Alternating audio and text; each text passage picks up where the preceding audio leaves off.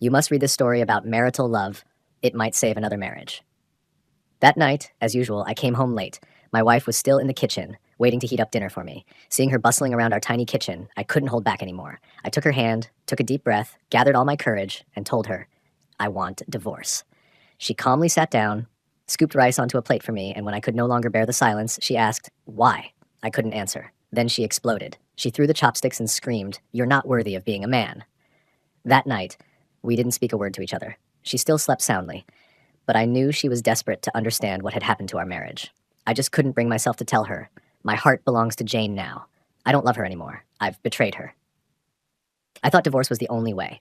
I didn't want anything. She could keep the house, the car, and 30% of my company shares. She had the right to decide whatever she wanted.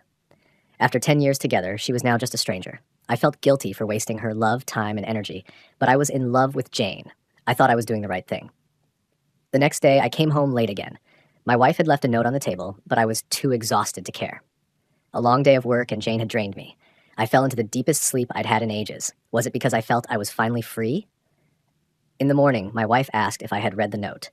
Without waiting for a reply, she laid out her conditions for the divorce. She wanted us to live like a family for 1 month before finalizing it.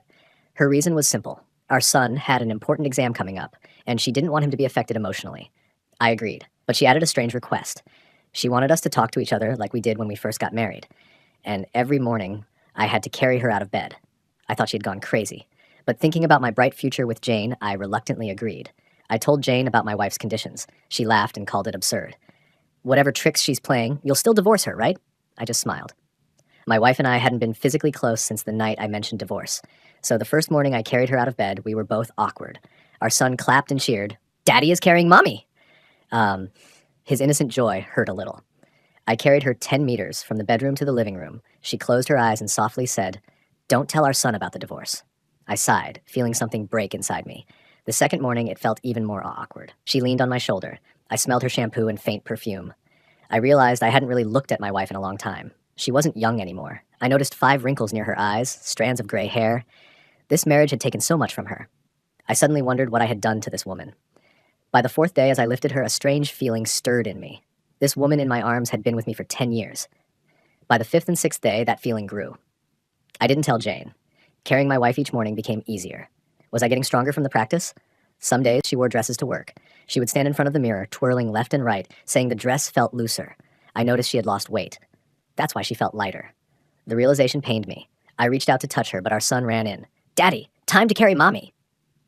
To our son, watching his parents in this morning ritual had become the highlight of his day. My wife called him over and hugged him tightly. I turned away, afraid I'd changed my mind at the last minute. I lifted her, held her tight, and walked from the bedroom, through the living room, out to the porch, her arms wrapped gently around my neck, naturally, tenderly.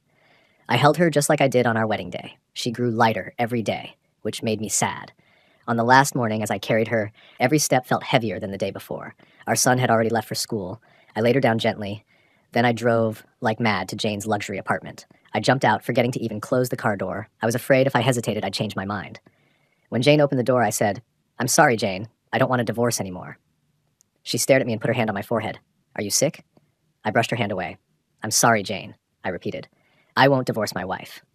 My marriage had grown dull because we stopped paying attention to the little things. But that didn't mean we had stopped loving each other. I realized that the moment I carried her into our house on our wedding day, I had vowed to carry her for the rest of our lives. Jane snapped out of it. She slapped me and slammed the door, sobbing.